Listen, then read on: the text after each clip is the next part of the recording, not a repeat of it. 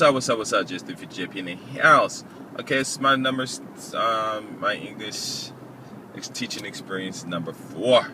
Okay, so when I was over, we moved to.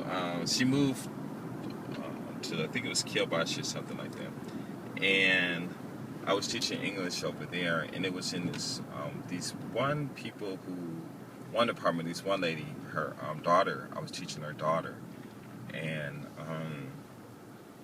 we had what happened?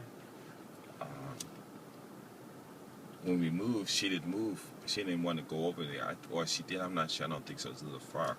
And so then when I was going to quit, we ended up moving closer to her house. Or no. What she said was she wanted us to teach in the community center or the community lounge area that was in the apartments that she lived in. So I went over there, and I taught over there for a long time. I don't know, maybe 2 or 3 years and stuff. And that was like really one of the places where I started developing my English teaching style into what it is now.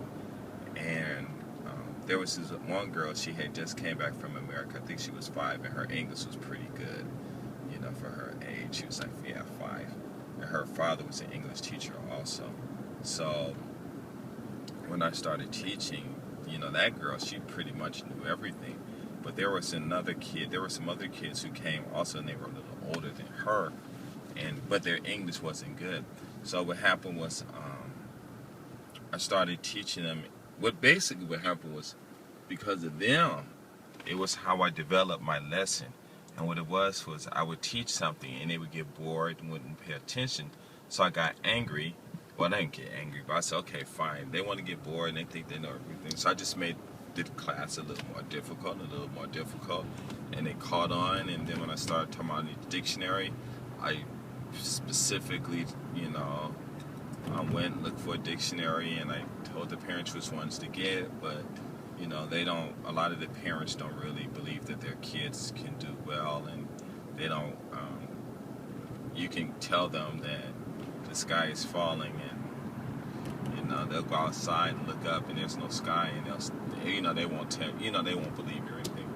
So maybe a couple of the students only got the dictionary that they needed to get. The other ones, the parents got the ones that they wanted their kids to have, and they were like picture dictionaries and stuff like that. So what happened? I had started making words, and I was teaching them how to use a dictionary, and they learned real fast. It's really easy to teach and stuff. And I would give them words to look up, but a lot of the words that I gave weren't in those other dictionaries. And so when the kids would go home and they couldn't find the words, then I said, well, it's okay, I'll just tell them what the word was. But it wasn't the point of a vocabulary, it's just the fact how to use a dictionary. And then afterwards, the parents, they all like, oh, we wasted our money, I'm sorry, we should have got the one that you wanted. And so when all the kids got the dictionaries that they were supposed to have, then I would have these games where I would write a word up on the board, and these kids would just look it up real quick and stuff. It was fun. And then eventually I developed my phonics system and different ways to teach, a real simple way to teach that. And there was this one girl came, her name is I still teach her, Aoi. And I still teach her. She's in my, if you want to see how I teach, just look at my English channel, I believe. It's in the Cool People's box for the videos on my site and stuff. But I think it's called My English, or My One English channel, I believe. And I'll try to put the link in if I don't forget. But her and this other girl, which I was supposed to be talking about, anyway, she, them two, that one girl, she was like 3 years old when she started, and now she's like 11 or 12 now, so it's been like 8, 9 years since I've been teaching her. And, she was, she participated in everything. It was real cool, though. Her mother speaks English too.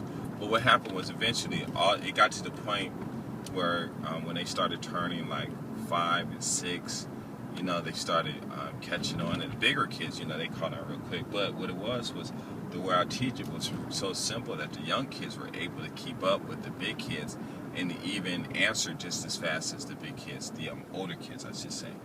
And then but except for the one girl who spoke English, she was just blew everyone else out.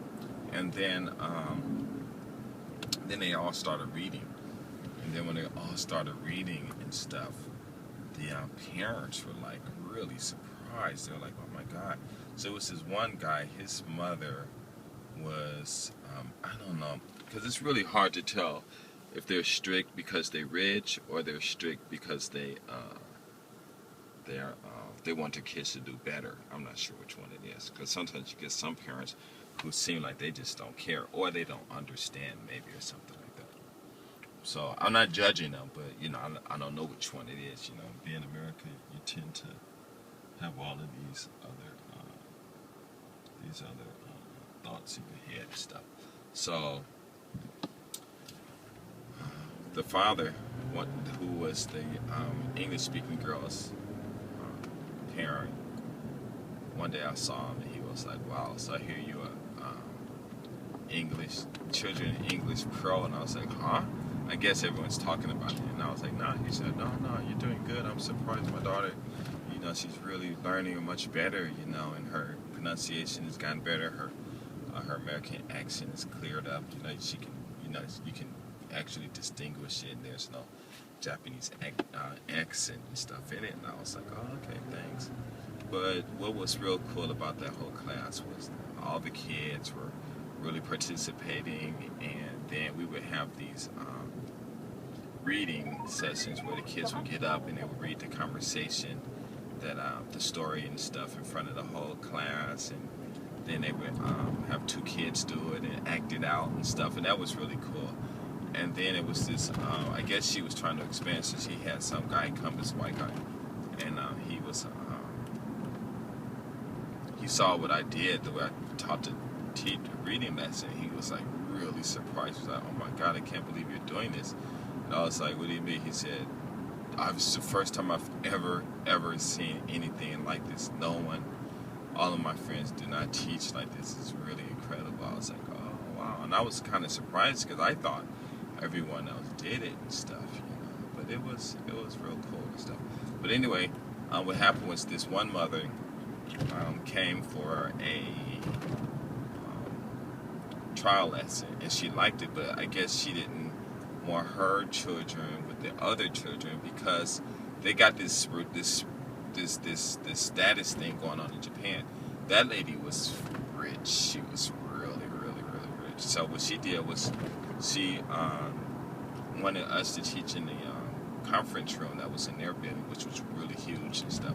So I went over there, and first I was teaching in a room, and it was just her daughter and another friend, and then they were telling some other friends, so it got up to like maybe 6 kids. So what I told the parents was, I was like, "Listen, when the kids are playing, let them play, you know." And they was like, "No, they gotta sit." I said, "They're not gonna learn if they're sitting.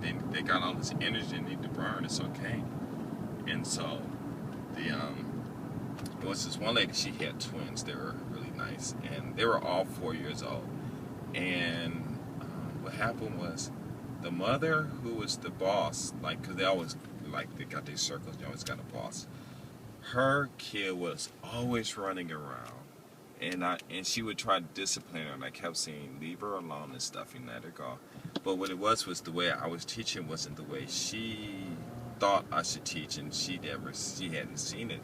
So she would complain every week to the boss, every week. But I didn't know, because the boss was she wouldn't tell me and stuff, you know. And then one day the lady just stepped to me and was like, "I don't like the way you teach, and this, and I'm spending all this money, and I don't like, listen, your daughter is advancing, and you don't see her, yeah, but still, I just think you could teach it better, and this, I want her to learn it like this and learn it like that." And one day, and it was funny, because one day I'm teaching in front of her, in front of the place I left out, and she came down, and she was just going off, blah, blah, blah, blah, blah, blah, blah, blah. I was like, "Listen, okay, fine." So I went and called the boss, and I was like, "Listen, I'm going to quit. You need to get your white guy over there, you know, maybe she'll be more satisfied with him." You know, but it was just a joke the way I said that and stuff. You know, I don't know if she caught on. She was like, no, no, no. You know, she was complaining about you all the time. I'm like, really? She said, yeah, ever since you first started. I'm like, she said, yeah, she would call and talk for like minutes or hours, you know, and complaining about the way I teach. I'm like, why didn't you tell me? She said, no, no, I know you teach. I know your lessons well. She just got to get used to it, you know. And I was like, well, I'm tired of her mouth. Please, you know, find somebody else. You know, and so she, look at that, that is so cool. I could take a picture. You know, with the i5s, while you're filming, they got a camera that you can take a picture of whatever it is. That's so cool. So anyway, she went back, I guess, and talked to the lady or something like that.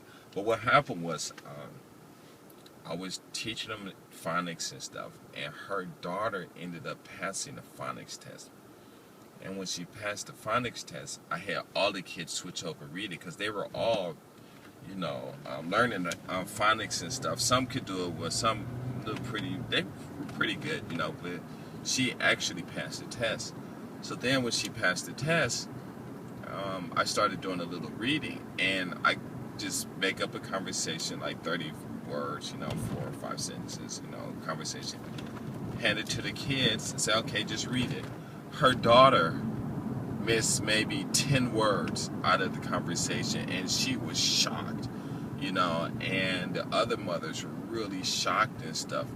And they, I think they got angry at the lady because she was telling them how to discipline their kids, but she couldn't do that to her own kid, you know. But I guess that's probably why she was getting mad at me, because of the way I was teaching her something. I have no idea. But once her daughter started reading, and of course they all could use a dictionary, and even when I started using, you know, introducing to the dictionary, she was complaining about everything. I was like, oh my God, this lady is, ugh, you know. But it, you know, it was quick. You really couldn't say anything about it. You know, I mean, I did say something because actually I did want to quit, but you know, the lady, the boss, ended up just convincing me, you know, to stay and stuff. So when her daughter started reading, and I mean, she read well, very, very well. The other parents got ticked off. They got upset and they quit. One parent moved, the other one quit, and the one with the twins, she had twins. She was still. I think they all lived in the same building, so they all had money and stuff.